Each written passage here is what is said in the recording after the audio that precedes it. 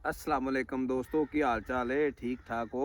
चोई साहब की हाल है? बड़ा अल्लाह दा एहसान है। तुसीं सुनाओ, ठीक हो? सारे दोस्त ठीक ने? ਅੱਜ जनाब धुप निकली तो कैसा महसूस हो रहा है? ਇਹ 2024 ਦੀ ਪਹਿਲੀ ਧੁੱਪ ਹੈ। अच्छा, इस तो पहले नहीं धुप ਨਹੀਂ, निकली सी? 2024 ਚ ਧੁੱਪ ਨਹੀਂ ਨਿਕਲੀ ਸੀ। हाँ जी, 2024 च अज सूरज आया है पहली दफा। ਤੇ ਮੈਂ ਤਾਂ ਸਮਝਿਆ ਵੀ ਸੂਰਜ ਜਵਾਬ ਹੀ ਦੇ ਗਿਆ। अच्छा, रह गया 2023 च 2023 ਚ ਹੀ ਰਹਿ ਗਿਆ।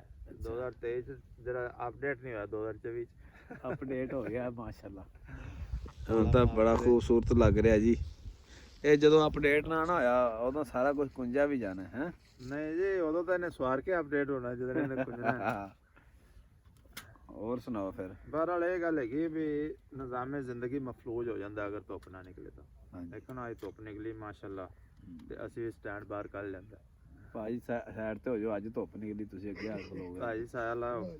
ਹਾਂ ਹਾਂਜੀ, ਅੱਜ ਕੱਲ ਫੇਸਬੁੱਕ ਤੇ ਫੌਤਗੀਆਂ ਦੀਆਂ ਬੜੀਆਂ ਪੋਸਟਾਂ ਲੱਗਦੀਆਂ ਪਈਆਂ ਨੇ ਤੇ ਲੋਕ ਆਉਂਦੇ ਜਾਂਦੇ ਵੀ ਬੜੇ ਪਏ ਨੇ।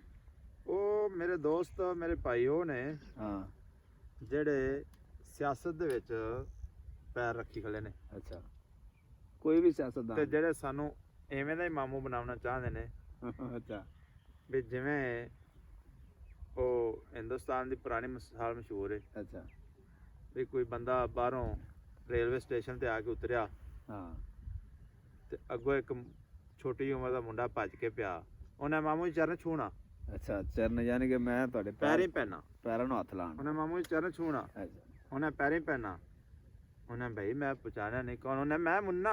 ਹਾਂਜੀ, ਮਾਮੂ ਜੀ ਤੁਹਾਡਾ ਹੈ ਗੱਲ ਕਰਨਾ, ਤੁਸੀਂ ਸਾਨੂੰ ਪਛਾਣ ਹੀ ਨਹੀਂ ਰਹੇ ਜੇ। ਅੱਛਾ, ਮੈਂ ਮੁੰਨਾ। ਸਹੀ। ਕੌਣ ਮੁੰਨਾ? ਕੌਣ ਮੁੰਨਾ?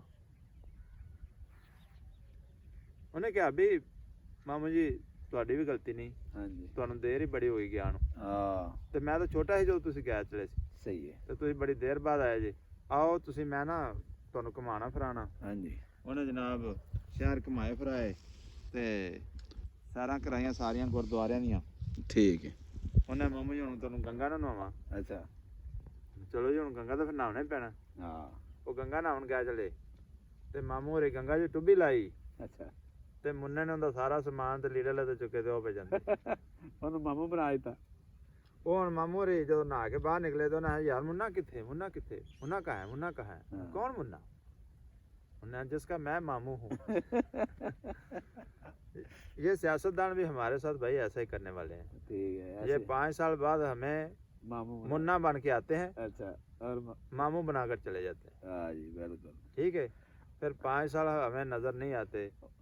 ਹੁਣ ਤੇ ਬਾਬਾ ਜੀ ਜਿਹੜਾ ਮਿਨਿਸਟਰ ਸੀ ਨਾ, जी जी, ਉਹਦਾ ਪੁੱਤਰ, ਉਹਦੇ ਭਤੀਜੇ, ਉਹਦੇ ਕਜ਼ਨ, ਉਹ ਸਾਰੇ ਹੀ ਫੌਤਗੀਆਂ ਭੂਤਾਵਾਂ ਤੇ ਲੱਗੇ ਹੋਏ ਨੇ। हाँ वो तो दुआवां करते मैं यार अल्लाह किते ना किते कोई बने माहौल या ਹਾਂ, ਤੇ ਫੌਤਗੀ ਅਸੀਂ ਹੋਵੇ ਜਾਈਏ। ਤੁਸੀਂ ਜਾਈਏ। ਤੇ ਜਾ ਕੇ ਤੇ ਆਦਾ ਨਾਲੇ ਚਾਹ ਛਾ ਪੀਏ, ਬਿਸਕੁਟ ਖਾਈਏ ਤੇ ਨਾਲੇ ਦੂਸਰਾ ਆਦੀ ਇਹ ਹੋ ਜਾਵੇ ਵਰਕਰੀ ਤੇ। ਲੇਕਿਨ ਮੇਰਾ ਤਾਂ ਸ਼ਰਮ- ਖਿਆਲ ਹੈ ਵੀ ਹੁਣ ਆਵਾਮ ਨੂੰ ਵੀ ਇਹਨਾਂ ਨੂੰ ਮੁੰਨਾ ਬਣਾਉਣਾ ਚਾਹੀਦਾ, ਹਾਂ, ਮਾਮੂ ਬਣਾਉਣਾ ਚਾਹੀਦਾ। ਪਰ ਲੇਕਿਨ ਆਵਾਮ ਨਹੀਂ ਸਮਝਦੀ ਤੇ ਉਹਨਾਂ ਨੂੰ ਸ਼ਰਮ ਨਹੀਂ ਆਉਂਦੀ। ਭਾਈ ਉਹਨਾਂ ਨੂੰ ਸ਼ਰਮ ਕਿਵੇਂ ਆਵੇ ਜਿਨ੍ਹਾਂ ਦਾ ਮਤਲਬ ਖਾਤਾ ਸਾਰਾ ਚੱਲਦਾ, 5 ਸਾਲ ਖਾਤਾ ਚੱਲਦਾ। ਤੁਸੀਂ ਆਪਣੇ ਹਿਸਾਬ ਲਾ ਲਓ ਨਾ, ਆ ਪਿਛਲਾ ਇਲੈਕਸ਼ਨ ਹੋਇਆ ਸੀ ਤੇ ਇਲੈਕਸ਼ਨ ਤੋਂ ਪਹਿਲੇ ਮੇਰੇ ਵਾਲਾ ਸਾਹਿਬ ਫੌਤ ਹੋਏ ਸੀ ਹੂੰ, ਤੇ ਉਦੋਂ ਹੀ ਆਏ ਨੇ ਹਾਂ ਸਾਰੇ ਹਾਂ, ਪੋਲੀਟੀਸ਼ੀਅਨ ਸਾਰੇ ਹੀ ਆਏ ਨੇ ਹਾਂਜੀ। ਤੇ ਉਸ ਤੋਂ ਬਾਅਦ ਕਿਸੇ ਨੇ ਮੂੰਹ ਵੀ ਨਹੀਂ ਵਿਖਾਇਆ।